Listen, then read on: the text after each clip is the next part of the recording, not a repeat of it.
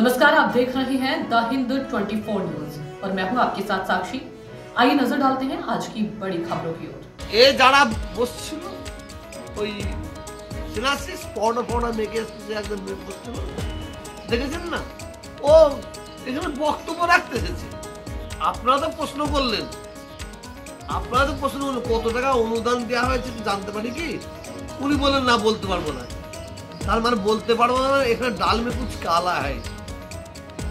খরচা করবে হয়তো 3 কোটি টাকা, আর সরকারের কাছে হিসাব যাবে 30 কোটি টাকা।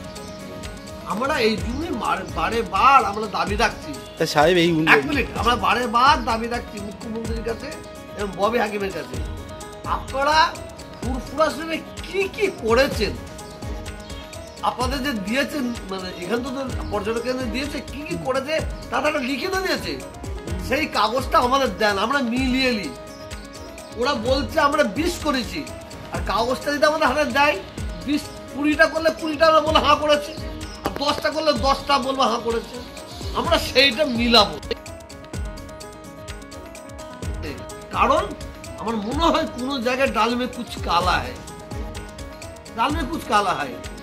আর সেনাশিস চক্রবর্তী, আপনি চিন্তা করতে পারেন, আমার মনে হয় মানে 6 থেকে 8 মাস পরে লোক মুখ দেখলো কেউ জানে না। আমার ভয় হচ্ছে উনি যে আসবে এখানে, বাংলার মানুষ ওনাকে না ঘাট ধাক্কা দিয়ে বের করে দেবে। আমার খুব ভয় হচ্ছে, বিশ্বাস করুন। আমরা যেভাবে একটা এমএলএ কে চেয়েছিলাম আমরা সেইভাবে পাইনি, কারণ ওনার মধ্যে ওনার মন মানসিকতা আলাদা আছে, আমি আর খোলাখুলি বলছিলাম। পুরোপুরি উন্নয়ন উনি চাই না। আমার পর্যটক কেন্দ্র করেছে সব জায়গায়, আমাদের এই সামনে থেকে একটা মুসলিম আছে, আইয়া থেকে মশাট পর্যন্ত ওইটাকে বাদ দিয়ে করেছে, কারণ ওই এলাকাটা পুরো মুসলমানরা বাস করে। চিন্তা করতে পারছেন, মুসলমান বাদ দিয়েছে আমার মনে হচ্ছে। মানে আপনি সাহেব যেটা অভিযোগ করছেন, ধর্মীয় আয়োজনকে কেন্দ্র করে দুর্নীতির কি অভিযোগ সরাসরি তুলছেন? না, আমি সরাসরি দুর্নীতি বলবো না। আমরা ওই সময় দুর্নীতিটা আমরা পাবো, আমরা মুখ্যমন্ত্রী এবং ববি হাকিমকে আমরা বলবো যে আপনি কি কি কাজ করেছে আপনাদের বলেছে, আর ডিএম, এসডিও, বিডিও, তারা তো আপনাদের এই কাজ করেছে, এই কাজ করেছে, তারা লিস্ট দেবে। সেই লিস্টটা আমাদের ঘরে দেন, আমরা দেখলাম ওরা সত্যিকার এই কাজ করেছে কিনা। ওরা বলছে আমরা 20টা কাজ করেছি, 20টা কাজ করেছি, আমরা এসে দেখছি 10টা কাজ করেছে, সেটা আমরা জানাতে পারবো। কিন্তু এখানে আমাদের অন্ধকার রেখে দেওয়া হয়েছে।